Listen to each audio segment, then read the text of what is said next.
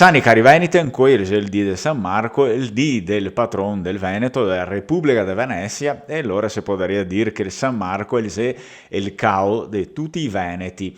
Hoje, claro, é o dia de São Marcos, como eu havia avisado. São Marcos é o patrono da República de Veneza e, portanto, de todos os vênetos. Contudo, o vídeo aqui pegando a onda também do que a gente já tinha feito em relação às províncias, o que essas províncias mais ou menos eram antes de se tornar parte da República de Veneza, até realmente Veneza também eu fiz, né, no vídeo de ontem, o que mais ou menos era antes de se tornar.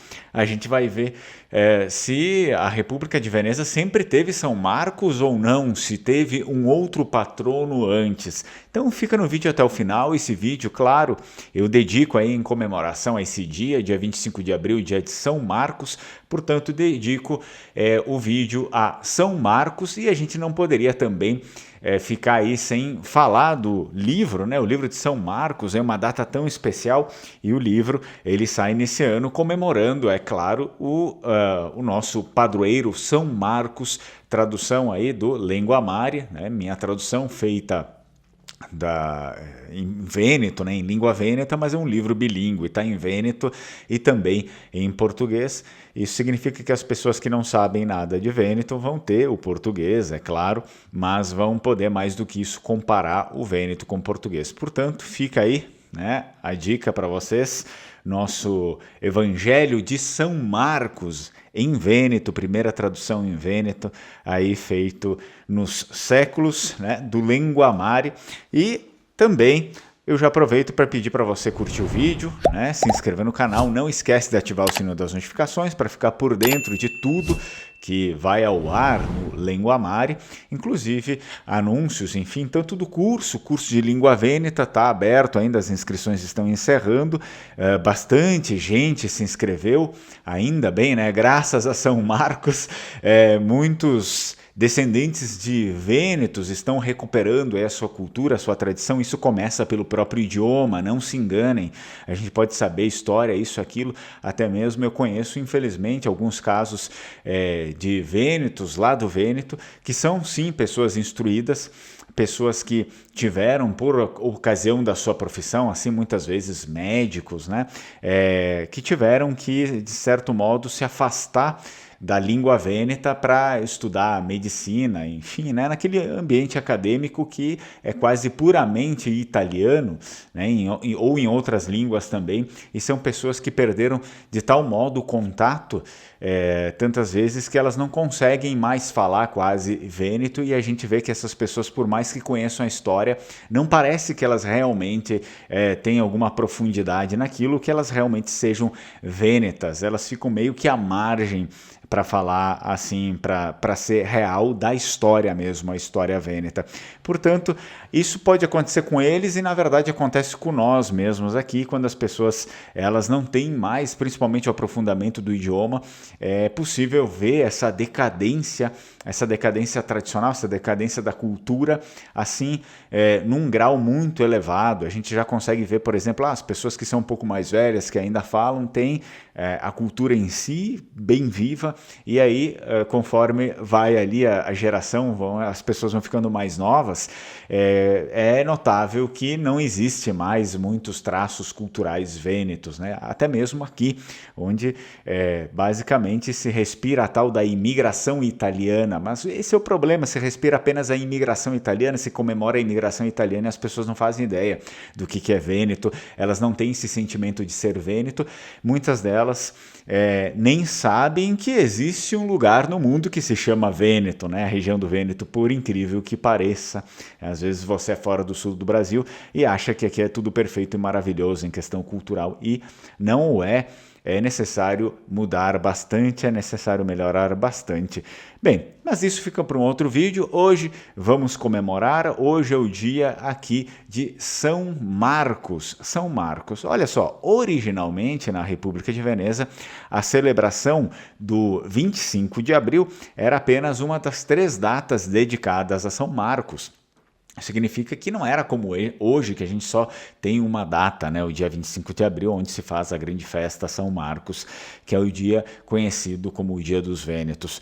Uma vez eram 3 datas. A gente vai esmiuçar um pouco mais. É claro que eu já falei sobre isso em alguns outros vídeos, mas eu acredito que no dia 25 de abril a gente tem a necessidade de falar isso. Afinal, as tradições são assim, né? Naquele dia a gente para, senta e fala sobre aquilo. Sempre, não interessa, foi repetido.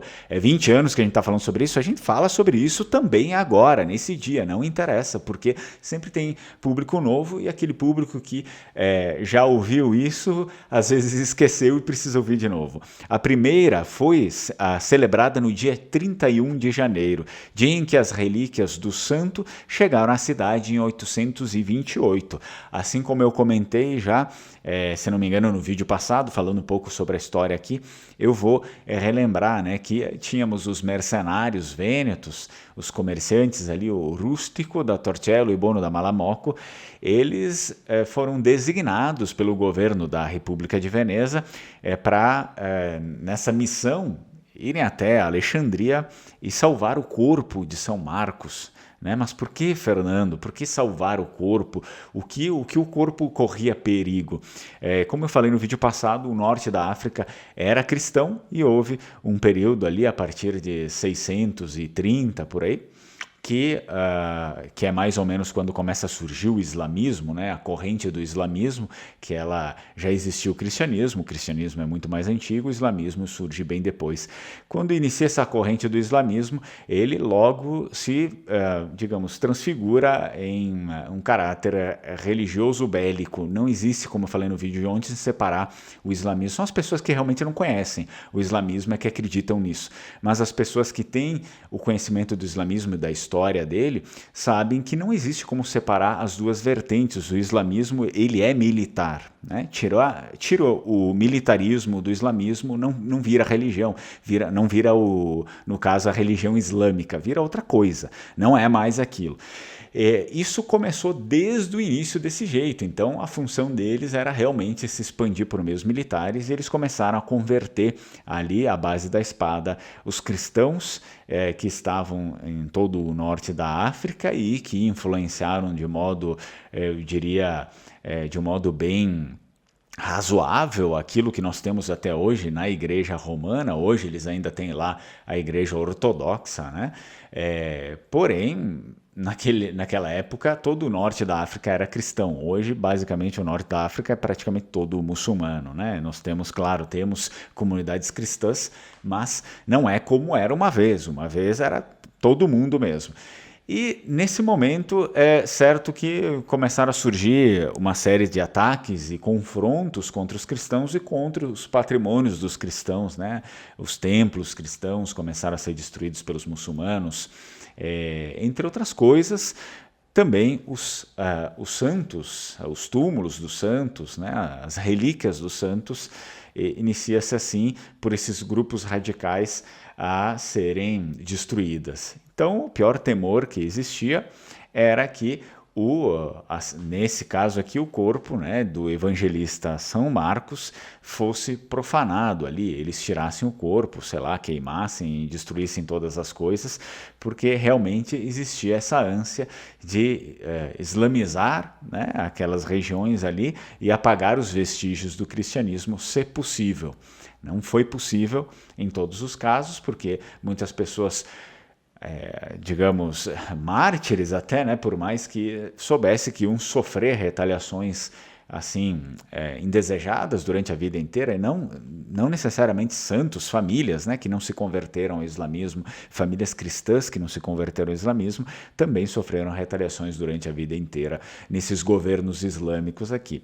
Bem, o caso é que as comunidades cristãs no norte da África muito clamaram ao Papa, né, e clamaram ajuda ao Papa, e o Papa preocupado, né, enfim, tanto com as pessoas que depois vêm a desencadear as cruzadas, mas antes disso, os governos cristãos, os reinos cristãos, também preocupavam-se não só com as pessoas, porque existiam, por exemplo, vênetos ali, né, em Constantinopla, existia um bairro vêneto também, depois que foi dominado pelos turcos, também continuou ali os bairros vênetos, até que depois de um certo período ninguém mais foi para ali, tá? Mas nesse início ainda existia muita comunidade de europeus ali, né, desses reinados europeus, no norte da África. E a população também do local era praticamente quase toda cristã, até começar a conversão ao islamismo. Isso significa que existiam bens, relíquias, né, objetos, enfim, bens religiosos que eram caros a esses reinados cristãos do Ocidente. E os impérios começaram a se assustar com isso e, enfim, fazer expedições para que fosse possível salvar essas relíquias, muitas das quais também estavam ligadas a Jesus Cristo, por exemplo, né? E começaram a trazer para a Europa. Então, é necessário explicar todo esse contexto para vocês entenderem o que está acontecendo aqui, é muita coisa, né? E aí, o que houve foi isso, o Doge manda o rústico da Torcello e o Bono da Malamocco, juntamente com o seu servo Basílio, irem lá salvar os restos mortais, né, de São Marcos em Alexandria, no Egito. E aí os trouxeram para a República de Veneza, escondidos ali em meio a frutas e carnes de porco. Por quê? Porque na alfândega os muçulmanos não podiam nem chegar perto de carne de porco, né? Então se conta que eles estavam ali passando, os muçulmanos quiseram ver o que tinha, eles disseram, não, é só porco. Aí eles viram aquilo, até se assustaram e foram para trás e disseram, não, pode passar, aqui a gente não encosta, passa e leva embora isso aqui. Assim, eles conseguiram levar o corpo do evangelista São Marcos para a República de Veneza. A segunda festa dedicada a São Marcos foi no dia 25 de junho, em memória da descoberta das relíquias perdidas. Existia um momento, claro, depois de muitos anos que o corpo chegou no Vêneto, se teve aí restaurações, também, se não me engano, teve um incêndio no caminho, e diz a tradição que o corpo foi perdido, ninguém mais sabia exatamente onde estava enterrado o corpo naquele local ali, né? Então, foi um momento, assim, digamos, de grande desespero também para os fiéis, né? Poxa, não saber onde está enterrado o corpo de São Marcos. Aí, durante a missa de consagração da nova basílica, construída em homenagem ao santo, a São Marcos, em 1094, vejam, né, em 828 só, depois em 1094, uma das colunas quebrou, revelando os ossos de São Marcos escondidos no seu interior. Até tem pinturas sobre esse momento aqui fatídico, e aí, depois desse período, eles foram lá, pegaram o corpo e enterraram num lugar onde se presume que iriam, né, saber direitinho e deixar as coisas lá do jeito que era para ser. Por fim, a terceira e última, e também a única ainda hoje celebrada, a festa do 25 de abril, que é hoje, né, instituída pela República de Veneza oficialmente. Então a Sereníssima, e como a gente sabe, é intitulada assim, pois ela detinha o clima de paz e serenidade, bem como o indiscutível domínio do comércio, celebrava o santo padroeiro que ocupara o lugar de outro santo. E aqui entra também essa questão da gente saber como assim? Mas só foi lá em 800 e tanto, e antes eles não tinham santo patrono? Porque isso aqui é uma tradição dos reinos cristãos. Sim, eles tinham um santo, era o santo, o São Teodoro, tá bom? São Teodoro. Então, esse daqui era o santo patrono da República de Veneza.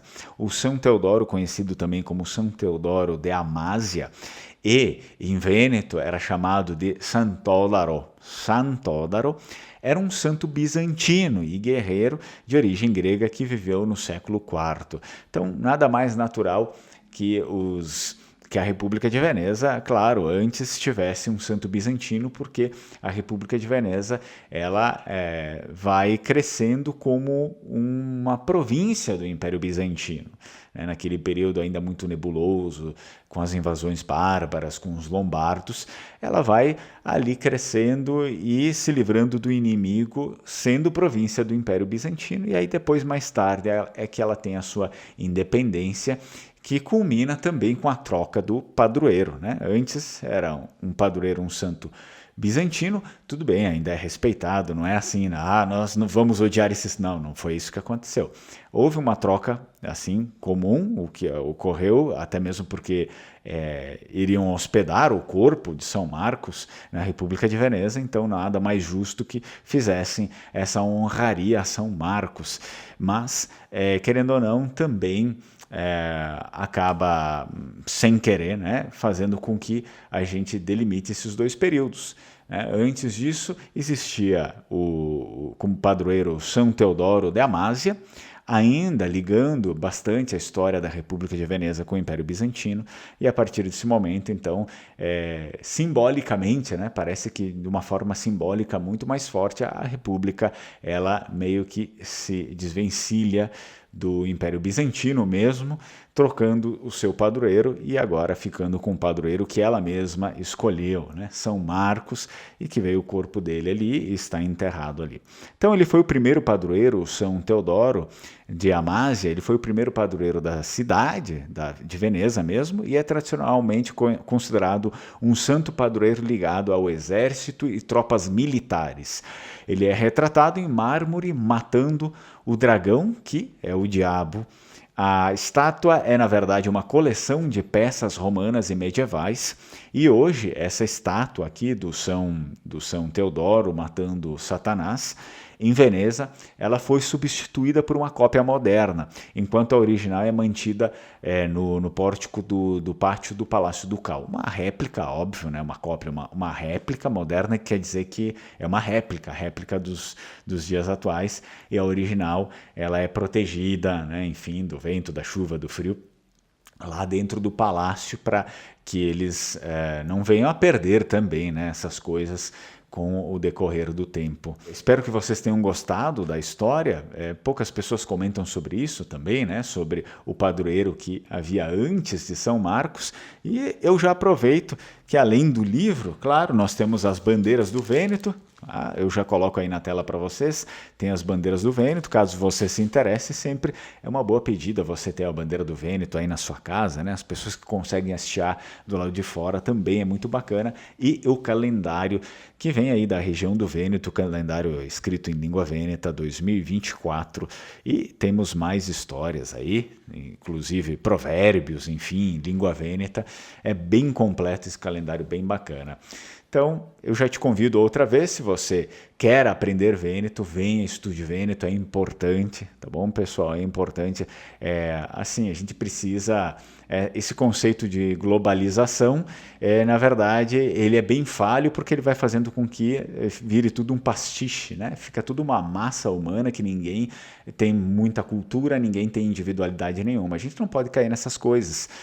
O que a gente precisa mesmo é ter a nossa própria cultura, e cada vez mais que ela se torna singular e muito mais nossa do que de todos, ela é melhor, porque ela nos representa, é a nossa identidade, e as pessoas sabem quem nós somos pela força da nossa identidade. Então venha e estude Língua Vêneta, esse é o curso do Lingua Mare, venha fazer parte da nossa comunidade, porque não é só um curso que você vem, aprende, tchau e deu. Então você tem a oportunidade de integrar aí, nós temos grupos, comunidades, e para a gente continuar aí o nosso contato e também falando o nosso idioma. Espero que vocês tenham gostado do vídeo, e a gente se vê no próximo. Tchau, tchau, Strucon.